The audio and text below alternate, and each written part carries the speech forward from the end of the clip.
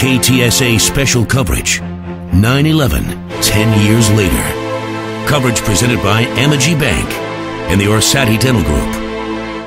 Hey, I'm Ricky. And I'm Trey. And that makes us the Ware pair on KTSA. Well, that brings back a lot of memories. Oh, boy. It does. Good memories and not so good. Well, that's what we're here to talk about today is the 9/11 memory, because we were doing the morning show together on 9/11/2001.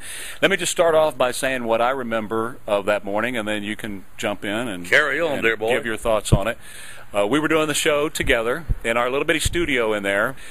And our newsman at the time, Brent, broke in and he said, "It looks like someone has hit the World Trade Center." And I looked up on the TV monitor, and there was a hole in one of the buildings.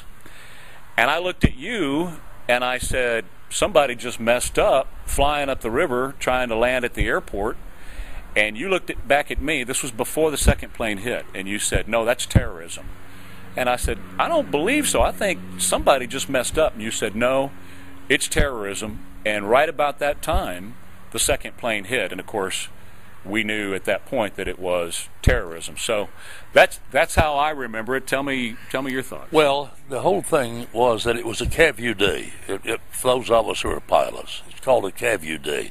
The ceiling magnificent, visibility unlimited. It was a gorgeous day, and there's no way that any airplane is going to accidentally do that. And it was very obvious the minute, and I must say this, CNN was right on the spot, boom, boom, boom, with cameras. And there was no doubt that a small airplane couldn't do that. That had to be a big airplane. And I said that's got to be terrorism. And about that time, some other people came running in, including our program director.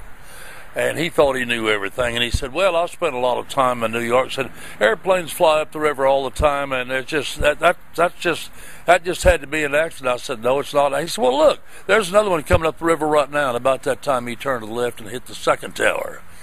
And I turned to our program director and I said, "Okay, smart aleck. Now, was that an accident?" And he shut his mouth and never said another word.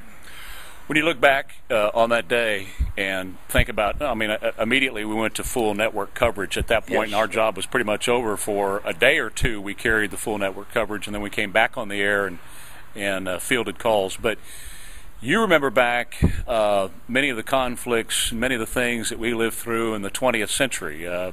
You kind of remember World War II. Oh, boy, yeah. I sure do. And you, of course, remember the Korean War and Vietnam.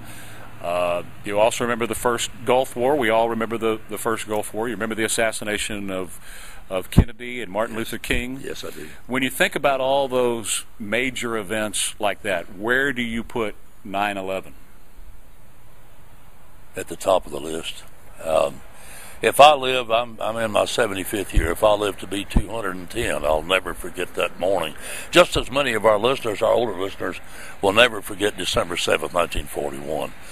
This thing was just unbelievable. It was the turning point in the whole world and the way things operate. In fact, look at the world today. Look what's going on all over the world today. Do we know what the answer is to terrorism? No, I don't think we do. But that was before that, there had been some terrorism, but that was the big kickoff.